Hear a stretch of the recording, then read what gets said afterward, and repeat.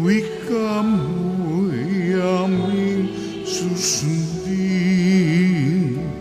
wika mo'y aming tutupdin.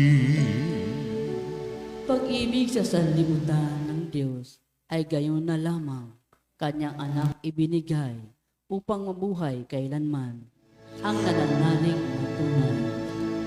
Wika mo'y aming diringgin, wika mo'y aming susundin, wika mo'y aming tutupdin. Sumainyo ang Panginoon. At sumaiyo rin. Ang mabuting balita ng Panginoon ayon kay San Mateo. Papuri sa iyo, Panginoon. Noong panahong iyon, sinabi ni Jesus sa mga punong saserdote at matatanda ng bayan, "Pakinggan ninyo ang isa pang talinghaga. May isang taong nagtanim ng ubas sa kanyang bukid at ito'y binakuran niya. Gumawa siya roon ng pisaan ng ubas at nagtayo ng isang mataas na bantayan. Pagkatapos, kanyang iniwan sa mga kasama ang ubasan at siya'y nagtungo sa ibang lupain. Nang dumating ang panahon ng pitasan, pinapunta ng may-ari ng ubasan ang kanyang mga alipin upang kunin sa mga kasama ang kanyang parte. Ngunit sinunggaban ng mga kasama ang mga alipin, binugbog nila ang isa, pinatay ang ikalawa, at binato naman ang ikatlo. Pinapunta uli ng may-ari ang mas maraming alipin, ngunit gayon din ang ginawa ng mga kasama sa mga ito. Sa kahuli-hulihay, pinapunta niya ang kanyang anak na lalaki. Igagalang nila ang aking anak, wika niya sa sarili. Ngunit nang makita ng mga kasama ang anak, sila'y nag-usap-usap. Ito ang tagapagmana. Halika kayo, patayin natin ng mapasa atin ang kanyang mamanahin. Kaya't siya'y sinunggaban nila, inilabas sa ubasan at pinatay. Pagbalik ng may-ari ng ubasan, ano kaya ang gagawin niya sa mga kasamahang iyon? Sumagot sila, lilipulin niya ang mga buhong na iyon at paaalagaan ng ubasan sa ibang kasama na magbibigay sa kanya ng kaparte sa panahon ng pamimitas. Tinanong sila ni Jesus, hindi pa ba ninyo nababasa ang talatang ito sa kasulatan? Ang batong itinakwil ng mga tagapagtayo ng bahay, ang siyang naging batong panulukan. Ginawa ito ng Panginoon at ito'y kahanga-hanga. Kaya nga sinasabi ko sa inyo, hindi na kayo ang paghaharian ng Diyos, kundi ang bansang maglilingkod sa Kanya ng tapat. Narinig ng mga punong saserdote at ng mga pariseyo ang mga talinghaga ni Jesus at naunawaan nilang sila ang pinatatamaan niya. Dadakpin sana nila siya, ngunit natakot sila sa mga tao sapagkat kinikilala ng mga ito na propeta si Jesus.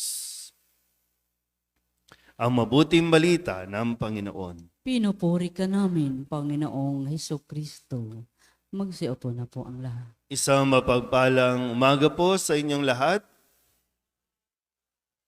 Ngayon po ay Biyernes, sa ikalawang linggo ng 40 araw na paghahanda. At ngayon po ay unang araw ng buwan ng Marso. January, February, March. At sa loob ng buwang ito ay ipagdiriwang natin ang dakilang pagpapakasakit, pagkamatay, at muling pagkabuhay ni Jesus. Muli, ang paanyaya sa atin ay makipagkasundo, humingi ng kapatawaran, magbalik loob sa Diyos.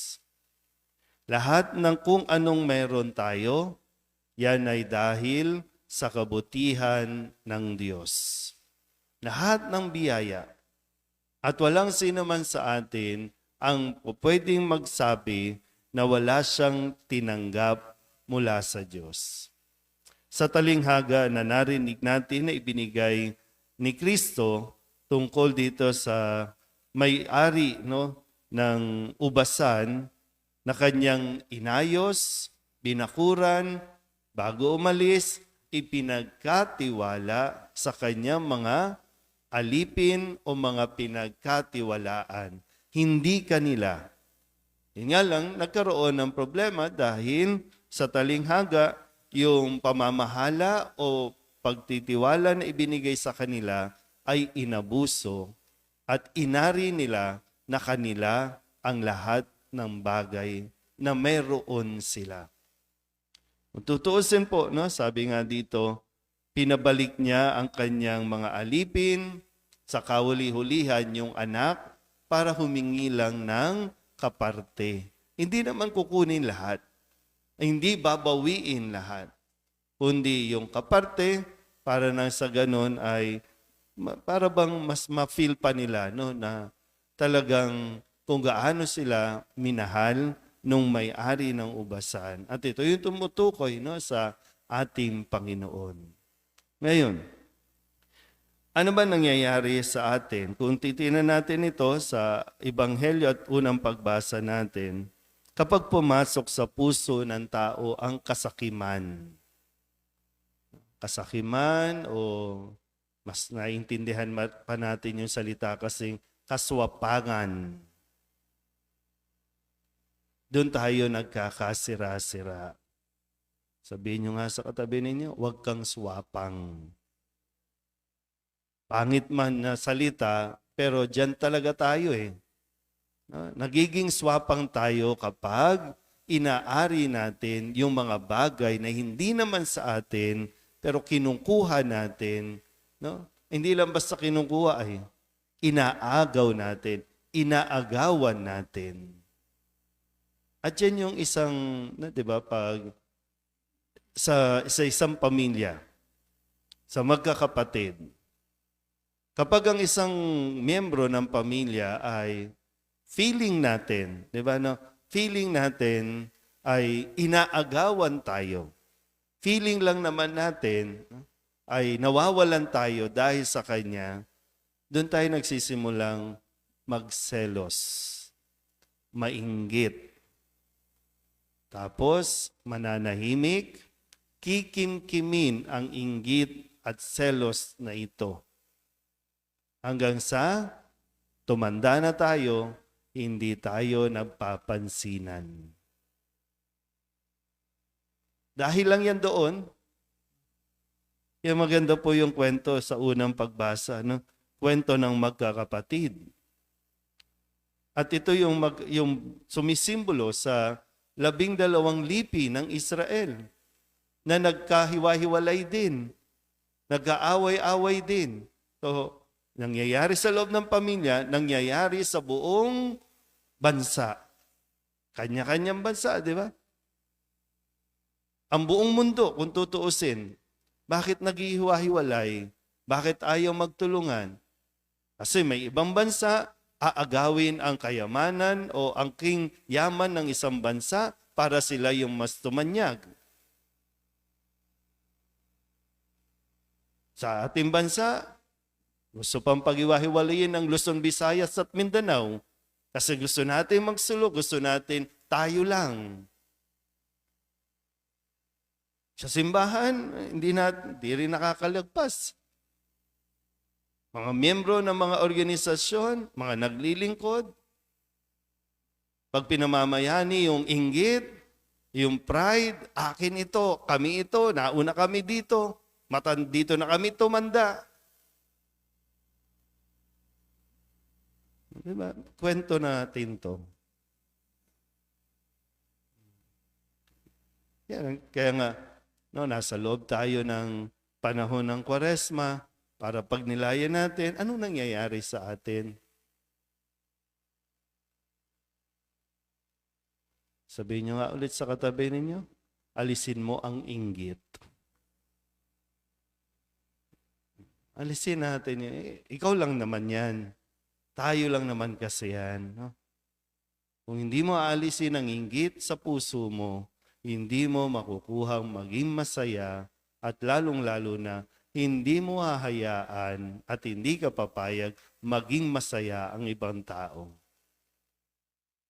At kung tutuusin po no, sa kwento natin, saan ka dinala o dinadala ng inggit, ng pride, ng kasakiman na nandiyan sa puso natin? Saan ka dinadala? Kasi kung hindi na talaga nagiging mabuti, itigil mo na. Parang hayaan mo, i-let go mo na. Ipaubaya mo na. Yung takot mo na mawawalan o maubusan ka, mauunahan ka, iniisip mo lang yan. Kaya tumatanda. Yung realidad po, ha? Tumatanda na, ayaw pa rin mag-usap. Tumatanda na, ayaw pa rin magpansinan. Pag nagkakwentuhan, di ba may mga ganun, no? Pag nagkakwentuhan, anong pinagmulan? Kasi hindi kayong binilhan ng bagong damit. Di ba? Nung tatay, yung pag binalikan mo lang naman eh. Yung lumang sapatos, yun yung pinasuot sa'yo. Pero yung ito, yung kapatid mo, bago. Pero hindi mo na siya pinansin. Ano mangyayari sa atin ito? Kaya ayusin. May pagkakataon pa, may panahon pa tayo, at nawa samantalahin natin ito. Huwag tayong mamuhay doon sa pangit na pag-uugali natin na siya rin namang ginagamit na panunukso ng demonyo sa atin. Pakinggan natin ang mga salita ni Kristo na ibinibigay sa atin sa araw-araw. Amen?